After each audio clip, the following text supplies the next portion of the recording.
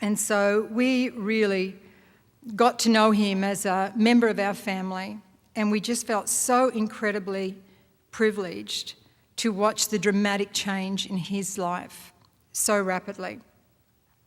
I can't count how many hours that we would sit around our round table and just talk. We'd finish dinner and it would go into the wee hours of the morning of just talking with Bibles open and praying and discussing things and going through things and books. We just couldn't, we've got a fairly extensive library, and Ben would just devour whatever he could get his hands on. I mean, we had a series of, Watchman Nee, and we haven't read them since we became a Christian. Well, Ben just devoured those things and plowed through them. Anything else that we could give him, he just went through. There was no end to it.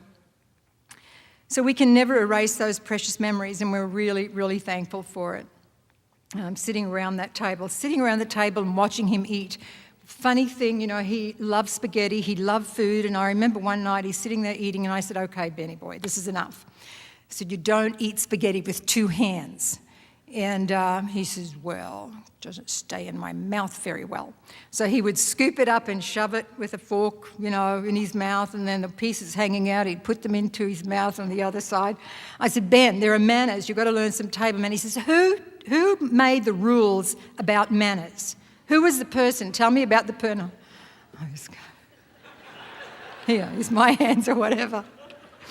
That was just Ben, Life was never dull. So during those early days, there were times where, where Ben would come home and he would just be at that counter. We watched him weep through some of his struggles and be brokenhearted and open and share and just allow prayer into his life. And, we used to say, my common phrase is, "Go and do likewise, Ben." When he'd say thanks, we'd say, "Just go do likewise." And so we had told him about, both Wayne and I have been involved and done a lot of street work and work with the homeless and broken people and drug addicts and all of that type of thing. And he said, "Well, I'm going to go feed the poor." And I said, "You go do that." And he said, "You make me some spaghetti to take out?" So I did the first time round, then he proceeded to clean out our house of every disposable odd thing that I had in the house, from plastic forks, spoons, knives, paper plates, plastic plates. He took them all. And out he went, and then I think he recruited some friends, and he continued to do that. So Ben's heart and love for the Lord were just absolutely astounding. As you all know, Ben's passion, and we talked about that, and that was the thing that we also wanted to talk about, Ben's passion for God and just passion for life. He was just an impassioned person, strongly opinionated. And, Ben and I kind of sparred a little bit, in that area. We could both be a little opinionated, me less, of course, and Ben more. And but he was so amazing. He was so doggedly determined to know God fully and deeply, to experience life at its fullest, and then to live out the example that Jesus has laid for us. And that was Ben's passion. He experienced life more deeply than most of us can ever comprehend. His highs were higher, and his lows were much lower. His probing and his grasping for life were much deeper. It was such a privilege to watch him. We saw the changes that came, and like most things in Ben's life, they came quickly, intensely, deeply, profoundly. Many of you were so impacted, by his life and that smile that would light up a whole room, especially when he met Jasmine. We couldn't believe it. We said, "What? Jasmine Muhammad?"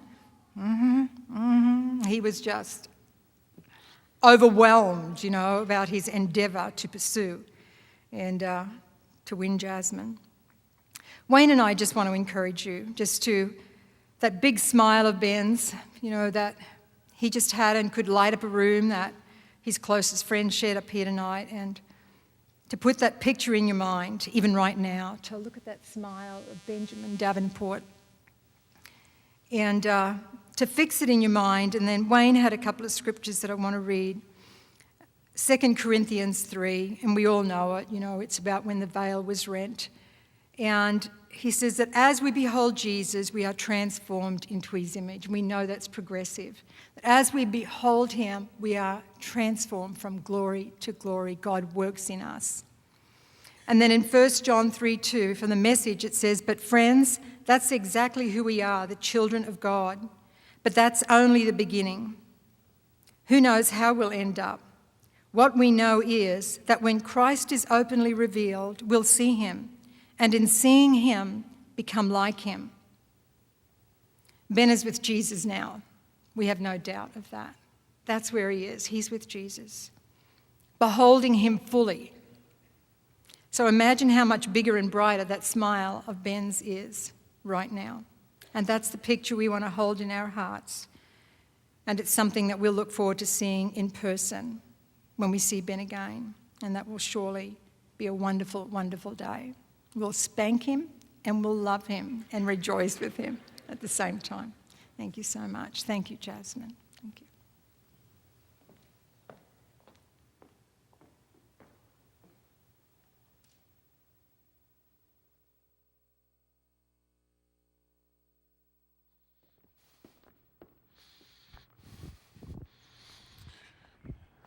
Thank you, everyone that shared. It was very heartfelt, and those of us that know Ben were obviously impacted very much by his life. He could argue like nobody's business. He could read like nobody's business. But the thing about him, he did love people, homeless, hurting, down people. He would really be there. So thank you so much for sharing the heartfelt part of it. It was just amazing celebration there. Thank you, family, for everything. We're going to transition a little bit now. This is one of Ben's favorite songs, and Jordan Esther will sing the song. When you guys are ready to go, we'll let you guys do it. So let's enjoy this.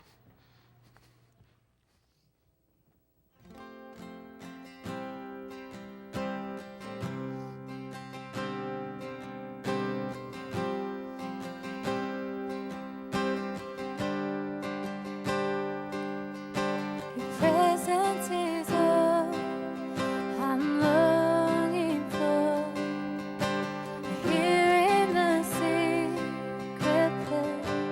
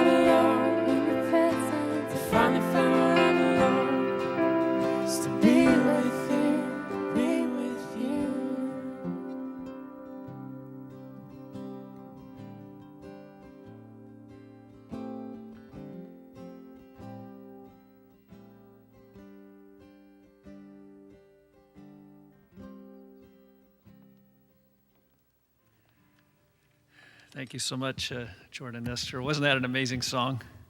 Expressed it so well. In lieu of the open mic that was listed on the program tonight, we're going to have two more special people share. If you had something you wanted to express tonight, feel free to continue to use social media or whatever other means to express to the family any of your thoughts or condolences. But at this time, we have Betty Bonner, who is Ben's grandmother. I need you to stand over here so I can... Close. He told me he was going to fill in for Benjamin's brother Max, who stood by my side and let me grip his hand when I spoke at the service in Wasilla. So I hope he doesn't need his right hand again. I am one of Benjamin's grandmothers from Alaska. And I hope all of you will bear with me as I attempt to share some of my favorite memories of Benjamin. And I want to begin by telling you that I've read all of the beautifully spoken, written comments on Benjamin from all of you. It's posted on Facebook, of course. I only read Facebook. I don't know how to do anything else with it. But my memories of Benjamin begin long before that. He was my first grandchild. I remember like it was yesterday, the inexplicable feeling that came over me when he was born, and I held him in my arms for the first time. It was a feeling of love and hope and pride, and something that no one can put into words. And I'm sure everyone out here who's a grandparent knows what I'm talking about. When he was very young, his grandpa Harrison taught him the names of various pieces of construction equipment, as he had a construction company. And I loved watching Benjamin point out what they were when we would drive someplace in the car. And the first one he told me about was a backhoe, and it was a Lello backhoe. So from that day forth in our house, the word yellow was Lello. And at least I can turn the page this time. I had trouble last time. I have wonderful memories of him shaving in the morning with his Uncle Scott when Benjamin would spend the night with us. He was working a different shift and could spend a little more time with him than we could. He would wash the car with his grandpa in the driveway, and he, I'm sure, was putting far more dirt on the car than he was removing. And of course, his first motorhome trip. We stored our motorhome beside our house in Eagle River at that time. That's where we were living, a suburb of Anchorage. And we have to winterize them very carefully up there for the winter. But Benjamin really wanted to go out in the motorhome, and we still had patches of snow on the ground, so of course what were we to do but get the motorhome out? We had a small park that had some room for camping, and we turned the furnace on, loaded up the hot dogs and the marshmallows, and drove down to the park. Well, instantly he figured out there was a bathroom in the motorhome, and it fascinated him. And he kept telling us that he had, now keep in mind that this park is maybe 5 miles from our house. And he kept wanting to go to the bathroom, which of course he couldn't because it was winterized. So when we got there, his grandpa said, "Come with me," and he taught him how to stand on a log. And he never thought of that bathroom in the motorhome again. So I have many wonderful humorous things about Benjamin, but so many people have covered that. You've all seen what his personality is, and we know it. So I'm wanting you to know that some of these things, not only did it allow us to indulge him, but it deposited so many wonderful remembrances in our memory bank, something that can't be ever taken away from us. There was the time that I spent 8 hours sitting in a drift boat on the Kenai River, just so Benjamin could catch his first salmon. Now, I am not a fisherman, but there was no way that I was getting off that water till he had a fish. And I cooked it for dinner that evening, and we were all convinced it was absolutely the best tasting fish we'd ever had in our lives. And Benjamin told everybody. I have really precious memories of Benjamin taking care of his 4 siblings, Max and Nathan, Eiley and Daisy. And I live about 150 miles from Anchorage, and they live probably an hour or so in the opposite direction from Anchorage. And Chris would graciously meet me in town so that I could take Benjamin home for a few days to spend with us. And that was no easy task with 4 little babies. But you may not be aware how much a part of caring for those children and raising them that he was. I mean, he was 9 years old when they were born. As you can imagine, his life changed dramatically on that day. But he never one time held 1 ounce of resentment towards those children. He idolized them, and they idolized him. And it was quite something to see when they would arrive. We'd usually meet at a restaurant, and they would arrive at the restaurant, and Chris and Benjamin had this little system, and they had a Suburban, and they would take 2 at a time. Each of them would take one of the children and change them, and then Benjamin would put one under each arm, and he would come into the restaurant and set them up in a high chair around the table and go back and help and bring the other 2 in. We entertained all of the patrons in the restaurant. So I also,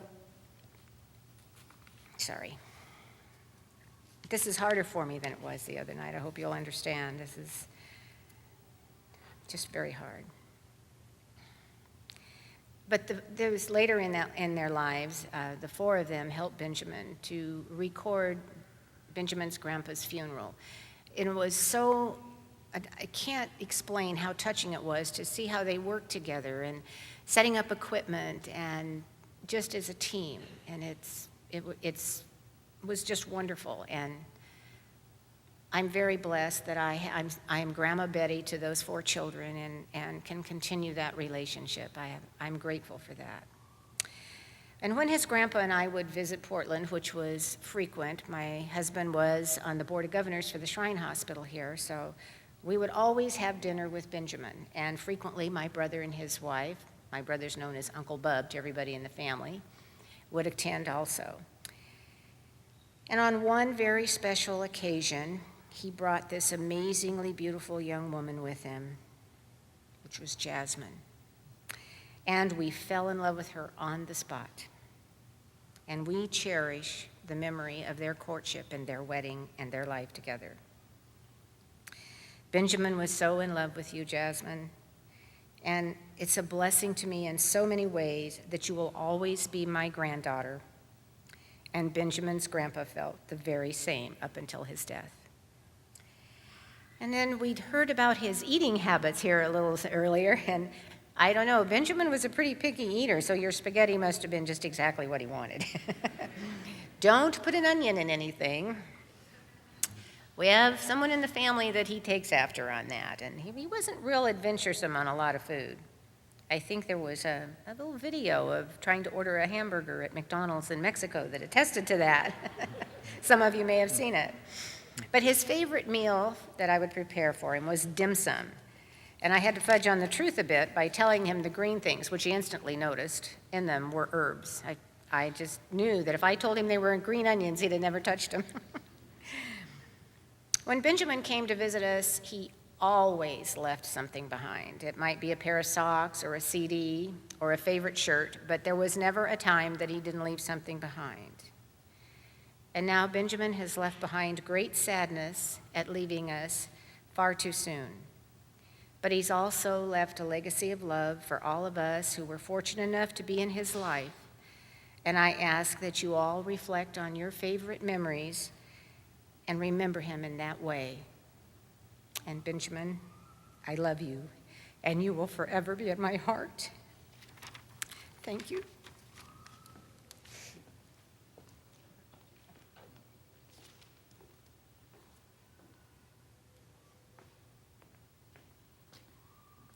Thank you so much, Grandma Betty. And now we're going to hear from Jasmine.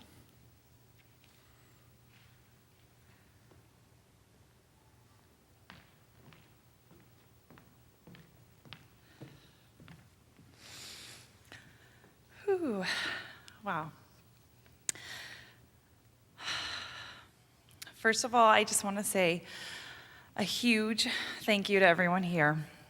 I'm really just, this is the first chance I've got to kind of turn around, and I'm just really overwhelmed to see everybody that's here today. And I know there's people watching online, and so I just want to say thank you. And I'm just so incredibly thankful for this support that's been shown to me and my family and to Ben's family this past week. I want you each to know that I have read every single message and Facebook post, Instagram comment, email, text message, every single one. And I wish that I could respond to each one of you individually, but I just want you to know how much they have encouraged and blessed me and brought me so much comfort over this past week. Thank you for taking the time to share these stories about Ben. I want to say thank you to everyone that's watching from Denver, Pastors Doug and Donna. I know that I will never really be able to say thank you for what you've meant to Ben and I these past few years.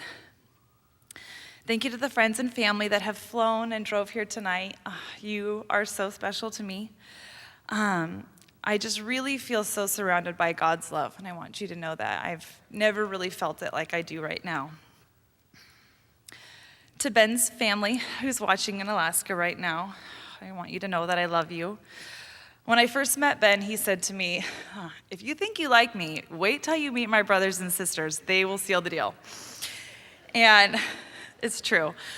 Max, Nathan, Eiley, and Daisy, your brother was so proud of you. And I just want you to know that I am so proud of you too. When I first met Ben, I remember being so drawn to him because of his love for God, the Bible, and for people. And I had never met somebody with so much passion. I knew that Ben was going to do amazing things, and I wanted to be right there with him when he was doing it. And my best memories with Ben are when we were serving God and serving the church together.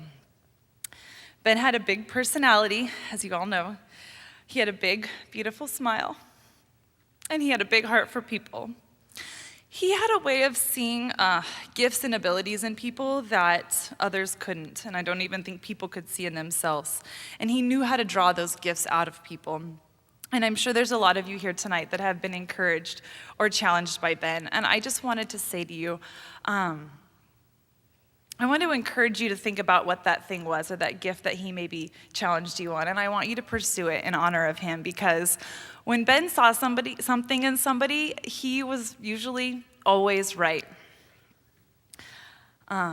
This past week, as I read through all the stories of how Ben impacted almost everybody that he came in contact with, I realized that I'm the lucky one. I got to be his wife. And I got to spend his best years right by his side. And I am forever grateful for the time that we had together. And even though it was cut short, I am a better person because of Ben. So Ben, I miss you, I love you, and I'm so thankful that I get to see you again one day. Thank you.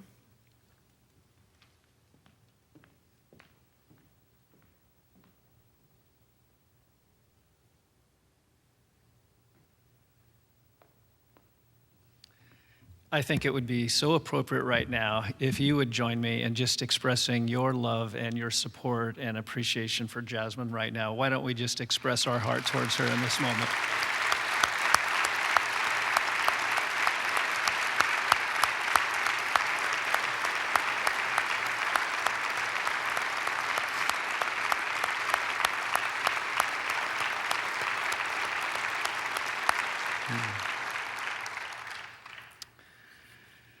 Wow. These past 10 days have been, they've been a struggle, I think, in many ways for many of us. And we've been sharing a lot of wonderful memories, and we're going to carry those forward.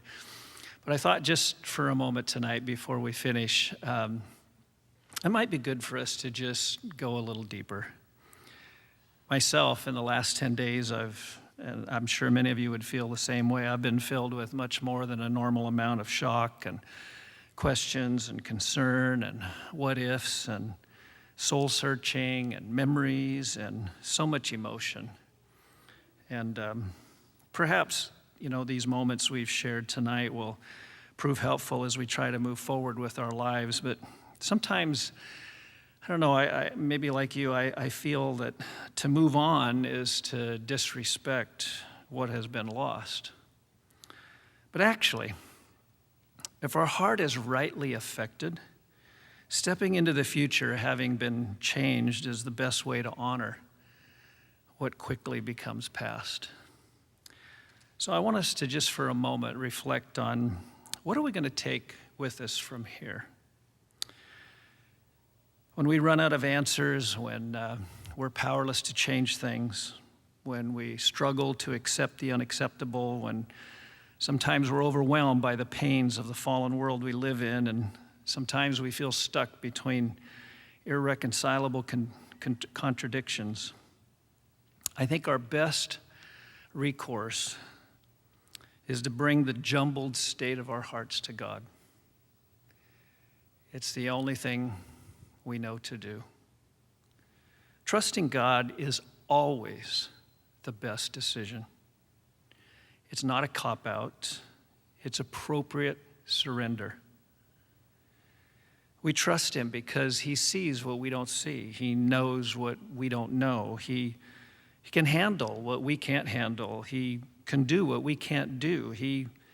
And he cares so much more than we could ever possibly care. 3 verses of scripture I want to share with you. Deuteronomy 32 verse 4 says, "He is the rock, his works are perfect, and all his ways are just. A faithful God who does no wrong, upright and just is he." Exodus 34 verses 6 and 7, "God is a God of mercy and grace, endlessly patient, so much love, so deeply true, loyal in love for 1,000 generations, forgiving iniquity." Proverbs chapter 3 and from verses 5 and 7, "Trust God from the bottom of your heart. Don't try to figure out everything on your own. Listen for God's voice in everything you do and everywhere you go. He's the one who will keep you on track. Don't assume that you know it all. Run to God and run from evil." I find that tragedy sometimes causes us to want to draw quick conclusions. We somehow want to associate reason with pain and apply reason to pain as a way to deal with it. And I think that's a natural instinct of our souls. And sometimes maybe it's best to live with questions rather than to jump to wrong answers and conclusions. As much as we think we know and understand, none of us see everything God sees. As much as we've all loved and cared for Ben, he's in God's hands now. The best thing we can now do is to put our hearts there as well. 3 things I feel determined after the